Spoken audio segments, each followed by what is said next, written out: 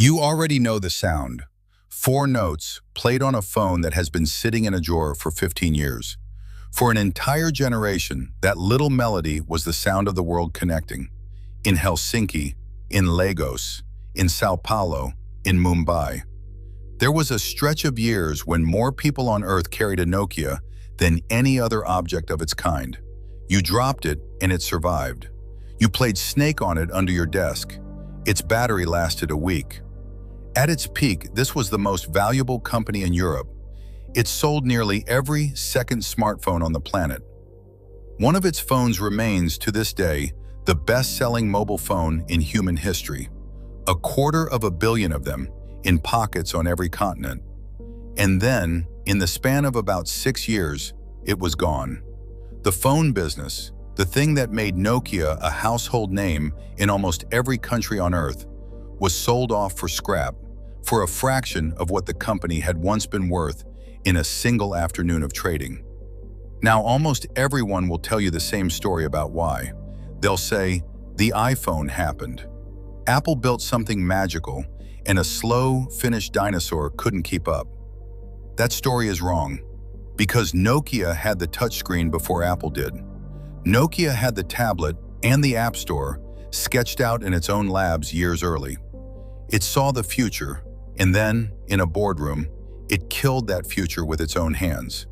Not once, twice, and the second time, it lit the match itself. This is the story of how the biggest phone company the world has ever seen talked itself into the grave. One quick thing before we climb the tower.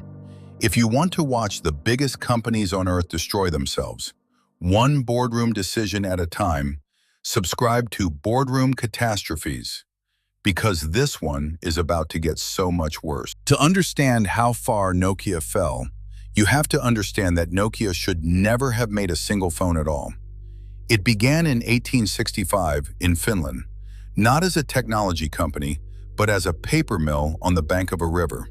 For more than a century, Nokia was a quiet industrial conglomerate. It made paper, it made rubber boots, it made car tires and electrical cables. If you had told anyone in Finland in, say, 1960, that this company would one day put a computer in the pocket of half the planet, they would have looked at you like you were insane. But in the 1990s, Nokia made a bet that almost no one else fully believed in. It bet everything on the mobile phone. And the bet paid off on a scale that is hard to describe today. In 1998, Nokia passed Motorola to become the largest mobile phone manufacturer in the world. Not in Finland, not in Europe, the world. By the year 2000, at the height of the dot-com boom, Nokia was the most valuable company in all of Europe, worth around $250 billion. Think about what that meant on the ground. Nokia was Finland. At one point, this single company was responsible for a huge share of an entire country's economic growth, a nation of 5 million people riding on the back of one phone maker. When Nokia sneezed, Finland caught a cold. And the phones were everywhere. The Nokia 3310, the brick, the indestructible one, the phone that launched 1,000 jokes about surviving a nuclear war. The 1100, a simple handset built for the developing world, went on to sell around 250 million units, making it the best-selling mobile phone ever made and one of the best-selling electronic devices of any kind, period. At its peak, Nokia sold roughly 4 in every 10 phones on the planet. In the brand new world of smartphones, its Symbian software ran on about half of them. Half the world's smartphones, one company. This was not a company that missed the mobile revolution. This was the company that built it, which is exactly why what happened next is so hard to believe. On January 9, 2007, Steve Jobs walked onto a stage in San Francisco and pulled a device out of his pocket. No keyboard, no stylus, just a sheet of glass that responded to your finger. The iPhone. We remember that moment now as the lightning bolt that killed Nokia. But here is the detail that the simple version of history erases. The detail that turns this from a story about Apple into a story about Nokia. Nokia already had all of it. Years before that stage in San Francisco, deep inside Nokia's own research labs, engineers had built touchscreen phones. They had prototyped a device with a large color screen you controlled with your finger. They had even explored the idea of an online store where people could buy small programs, applications, and load them straight onto their phones. A touchscreen, an app store, the entire blueprint of the modern smartphone, sitting inside Nokia before Apple sold a single unit. And Nokia's leadership looked at that future and set it aside. Why? The answer is the same reason almost every giant fails. Nokia was making too much money to change. The phones it already sold were wildly profitable. The factories were humming. The Symbian software worked well enough. To bet the company on a radical, expensive, unproven new kind of device, a device that might cannibalize the very products making all the money, felt reckless. Why gamble the empire when the empire is winning? So the prototypes went into the drawer. The App Store idea died in a meeting, and the machine kept printing money. But underneath the profits, something was rotting. Nokia had become an empire, and it had started to behave like one.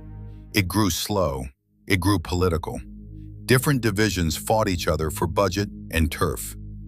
And worst of all, a culture took hold in which nobody wanted to walk upstairs and tell the bosses bad news. Managers, afraid for their jobs, told their superiors what they wanted to hear.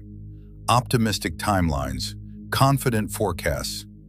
The people at the very top genuinely believed they were still years ahead, because the truth was getting filtered, floor by floor, on its way to the boardroom.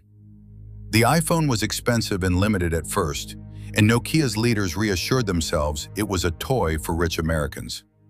Meanwhile, Google quietly released something even more dangerous: Android, a free operating system it would give to any phone maker on Earth. The trap was closing from both sides.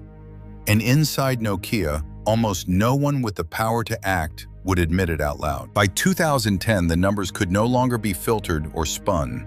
Nokia was still selling enormous quantities of phones, but its grip on the future, the smartphone, was slipping fast. Its stock was falling. Its Symbian software felt ancient next to the iPhone and the flood of new Android devices. The board decided it needed new blood. Someone from outside the Finnish system, someone who understood software and America. They chose a man named Stephen Elop. Elop was Canadian, the first non-Finnish chief executive in Nokia's history, and he came directly from one very particular place, Microsoft, where he had run the division behind Microsoft Office. He arrived in the autumn of 2010 to save the most iconic company in Finland. What happened over the next few months would become one of the most studied and most argued about decisions in the history of business. In February 2011, an internal memo from Elop to Nokia's employees leaked to the press. In it, he compared Nokia to a man standing on a burning oil platform in the middle of the freezing sea. The man has one choice: stay on the platform and burn, or jump into the icy water and hope to survive. Nokia, Elop wrote, was standing on a burning platform. It was a powerful, honest, brutal piece of writing, and as a piece of internal motivation, it might have worked. But it wasn't only internal anymore. It was on the front page of every technology publication in the world. Nokia's chief executive had just publicly announced that his own company, its products, its software, everything on the shelves right now, was a burning wreck. And then days later, he told the world what Nokia would jump to. Not Android, Microsoft. This was the decision, the one that everything else in Nokia's history bends toward. And it was made at the very top, in the boardroom, with the full backing of the board. Nokia had, in essence, three choices for its future. 1. Keep building its own software, Symbian and a newer system it was developing, and fight alone. Risky, but it kept Nokia in control of its own destiny. 2. Adopt Android, Google's free, fast-growing operating system. This was the safe, obvious path. It was the exact path a Korean company called Samsung was taking at that very moment. Samsung would ride Android to become the largest smartphone maker on Earth. That road was right there, open, proven. 3. Partner with Microsoft. Throw out Symbian. Bet the entire smartphone future of Nokia on Windows Phone. A platform almost no one was using, made by the company Elop had just come from. Nokia chose door number 3. The board backed a former Microsoft executive in a plan to abandon Nokia's own software and hand the soul of the company to Microsoft. To skip Android, the lifeboat that was saving everyone else, and swim instead toward a platform with almost no customers, no momentum, and no apps. And here is where the burning platform memo turned from motivation into a weapon aimed at Nokia's own chest. Elop had told the entire world that Symbian was dead, but the new Windows phones were not ready. They wouldn't ship for the better part of a year. So think about what he had just done to every customer standing in a phone shop. Why would you buy a Nokia today, a Symbian phone, when the company's own CEO just announced on the front page that this software is a burning wreck he's abandoning? And why would you wait most of a year for a Windows phone nobody has seen, when there is a perfectly good iPhone or Android phone on the shelf right next to you, ready now? You wouldn't, and people didn't. Nokia's existing sales fell off a cliff, a collapse so sudden and so self-inflicted that people gave it a name: the Elop effect. The company had killed the product it was still selling before the replacement existed. It announced its own death and then asked customers to wait patiently through it. The Windows phones, when they finally arrived, were actually not bad. Some of them were beautiful. But it no longer mattered. There were almost no apps. The momentum was gone. And Samsung, riding the Android lifeboat Nokia had refused to board, was already pulling away toward the horizon. The catastrophe wasn't that Nokia picked a weaker phone. It was that Nokia, in a boardroom, set fire to what it had, deliberately, publicly, before it had anything to replace it. After that, the end came quickly. Nokia's smartphone market share, once around half the world, fell toward the low single digits. Its stock, which the burning platform strategy was supposed to rescue, lost the majority of its value over Elop's tenure. Billions in market worth evaporated. The Windows bet had not lit a path out of the fire. It had simply been the fire. In September 2013, the unthinkable was announced. Microsoft would buy Nokia's entire phone business, the devices, the factories, the brand on the handsets, for around $7 billion. Sit with that number for a moment. In the year 2000, Nokia had been worth around $250 billion. Now the crown jewel phone division, the reason the whole world knew the name, was being sold for about $7 billion. And it was being sold to Microsoft, the very company Elop had come from, the very company he had bet everything on. Stephen Elop went back to Microsoft as part of the deal, reportedly with a payout worth close to 19 million euros. Which is why, to this day, some people cannot shake a darker theory that Elop was a kind of Trojan horse sent to walk Nokia's phone business straight into Microsoft's hands at a bargain price. There has never been proof of that. The board approved every step, but you can understand why the suspicion lingers. And the punchline is the cruelest part. The whole bet was for nothing. Just 2 years after buying Nokia's phones, Microsoft wrote almost the entire purchase off, around $7.5 billion, gone, and laid off thousands of the people who came with it. Windows Phone was quietly killed.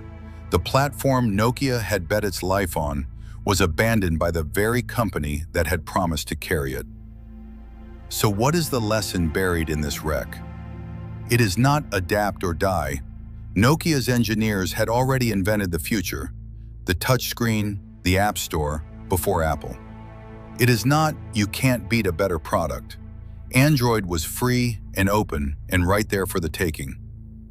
The real lesson is quieter and more frightening than that. Nokia was destroyed twice in the same boardroom. The first time, when it had the future in its own labs and buried it to protect the profits it already had. And the second time, when it finally admitted it was in trouble, and then made the single most dramatic, most public, most irreversible choice available to it, and got it catastrophically wrong. The most dangerous moment for a great company is not when it's losing. It's the moment it decides with total confidence exactly how it's going to win. Because a boardroom certain of itself will march straight past every safer road and set fire to the platform it's still standing on. Nokia didn't die because of the iPhone. It died because the people at the top were sure they knew the way out. And by the time the water reached them, the lifeboats had already sailed. Here's the thought I want to leave you with. Nokia's engineers were right. The people in the labs saw all of it coming, built the answer, and tried to hand it upward. The catastrophe wasn't a failure to see the future. It was a failure at the very top to listen. If you want to watch more giants fall and understand exactly why, subscribe to Boardroom Catastrophes. Next time, we walk into the boardroom of a company that was worth $9 billion on a lie, a machine that was supposed to change medicine forever and never actually worked at all. Watch the giants fall.